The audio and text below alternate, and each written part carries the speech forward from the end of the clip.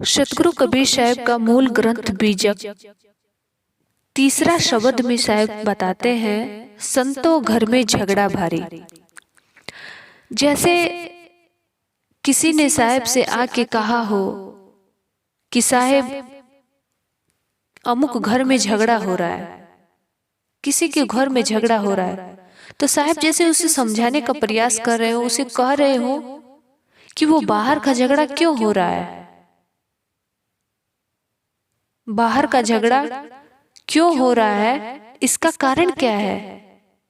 क्योंकि सबसे पहले हमारे अंदर का झगड़ा जो है, जब तक वो शांत नहीं होगा तब तक बाहर की लड़ाई कभी खत्म नहीं होगी।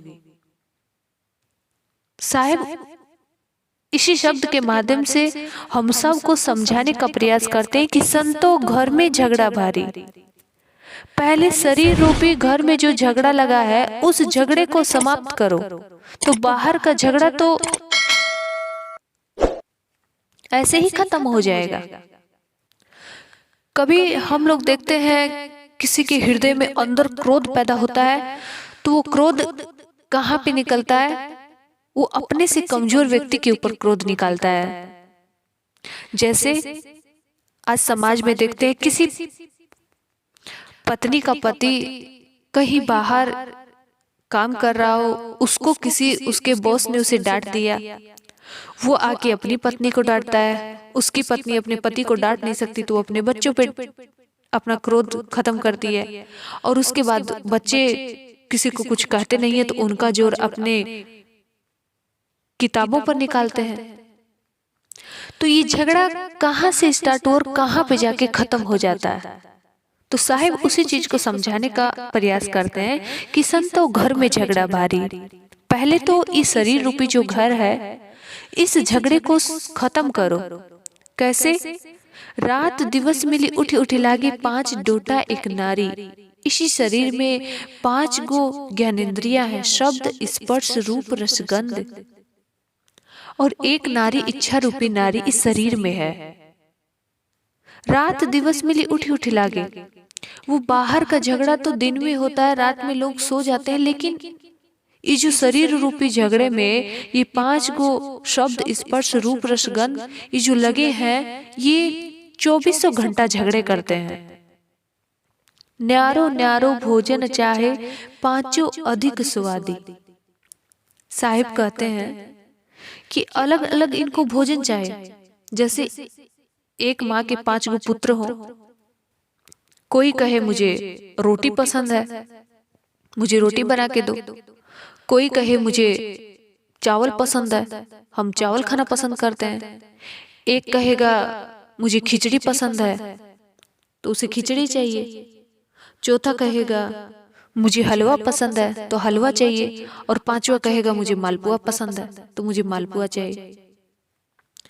तो उस घर में कितना बड़ी परेशानी आ जाएगा कि जहां जिसके 5 गो पुत्र हो और वो अलग अलग उनको भोजन चाहिए, तो उस घर में तो झगड़ा होगा ही। उसी प्रकार से हमारे इस शरीर में 5 गो ज्ञानेंद्रियां हैं, शब्द है जिसका काम है सुनना, स्पर्श जैसे किसी को छूना, रूप है आंखों का काम है देखना, रस है जिह्वा है इसका स्वाद लेना, और गंध है नाक का स्वभाव, इसका काम है सूंघना। तो इसी शरीर में ये 5 गो ज्ञानेंद्रियां है। इन 5 ज्ञानेंद्रिया को साहिब कहते हैं कि न्यारो न्यारो भोजन चाहिए। कान को देखने से कोई मतलब नहीं, उसको सुनने से मतलब है। आंख को देखने से मतलब वो उसको सुनने से नहीं मतलब है। नाक को सिर्फ गंध से मतलब वो उसे सुनने और देखने से कोई मतलब नहीं है। जिह्वा है उसको ना गंध से मतलब है, ना देखने से मतलब है, ना सुनने से मतलब है, उसको खाली रस चाहिए। और त्वचा है उसे सिर्फ छूने से मतलब, उसे देखने से या सुनने से या गंध लेने से या रस लेने से उसे कोई मतलब नहीं। ये अपने अलग अलग स्वादी है। कोई काहू का हटा न माने आप ही आप मुरादी। साहिब कहते हैं वो एक दूसरे के कहने में भी नहीं है, कोई एक दूसरे का कहना भी नहीं मानता।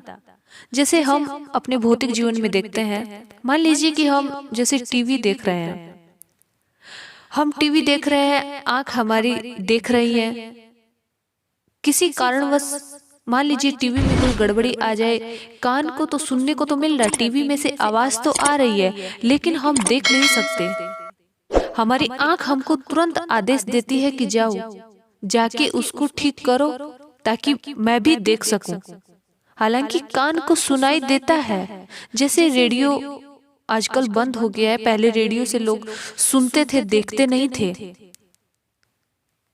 लेकिन आज क्या हो गया, आदमी सुनने के साथ साथ में देखना भी पसंद कर रहा है। तो ये सब कौन कर रहा है? ये हमारे शरीर में जो लगे हैं 5 गो ज्ञानेंद्रियां, ये वो अपने अपने स्वभाव में सब कोई जीना चाह रहा है।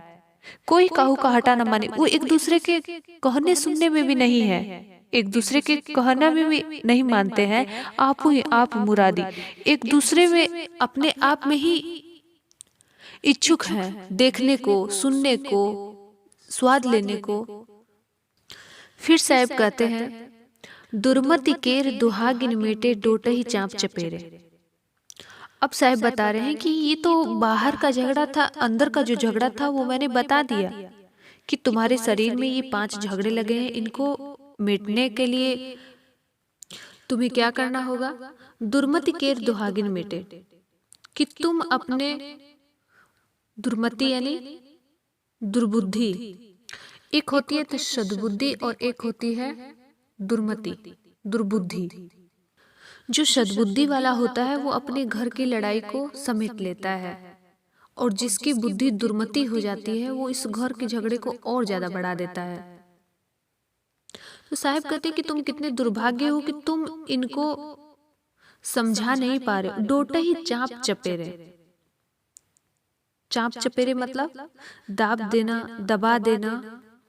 जैसे कोई बच्चा अगर बदमाशी करता है तो उसको थप्पड़ मार के उसको समझाते हैं या फिर डांट फटकार करके उसको सही रास्ते पे लाने का कोशिश करते हैं। तो साहिब यही चीज को दर्शाना चाहते हैं, यही समझाना चाहते हैं कि तुम इन 5 ये जो ज्ञानेंद्रियां हैं इनको दबा दो, यानी कि इनको समझाओ, इनके वश में होके तुम मत चलो, तुम इनको अपने वश में कर लो।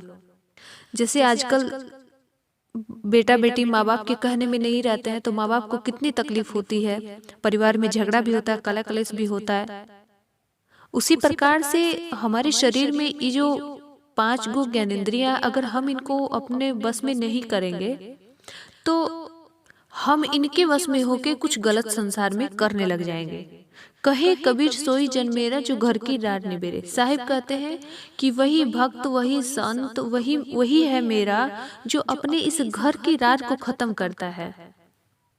सतगुरु साहब ने इस पद के जरिए जैसे एक परिवार का झगड़ा जैसे होता है, उसी के अनुसार इस शरीर रूपी झगड़े को समझाने का प्रयास किया है कि जैसे घर परिवार में झगड़ा होता है तो कोई एक इंसान